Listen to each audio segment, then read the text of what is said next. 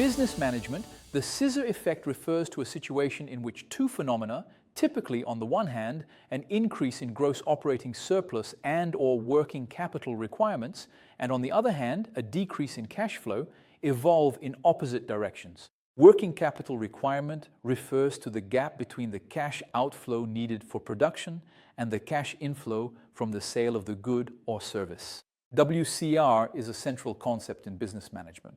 It measures the company's cash needs generated by its day-to-day operations to keep its business running smoothly. Managing this cash flow is a top priority for the company, which must anticipate it in order to avoid finding itself in a state of insolvency. When a company is growing, the increase in its revenue will lead to a rise in its gross operating surplus and at the same time to an increase in its working capital requirement. This happens through the purchase of raw materials, the management of inventory, and the increase in amounts owed by customers.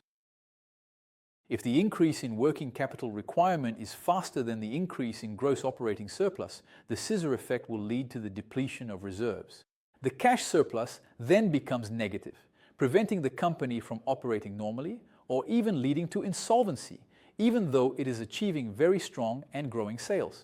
The primary underlying factors contributing to the scissor effect are as follows.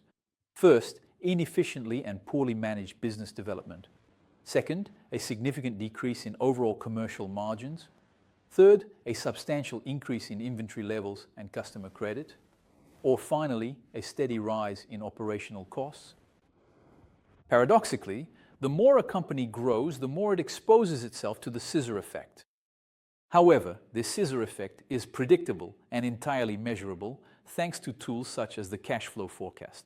The most significant and fundamental challenge for entrepreneurs, as you will have certainly understood by now, is to cultivate a much deeper sense of awareness and responsibility among sales teams by actively developing and nurturing a robust cash-focused culture.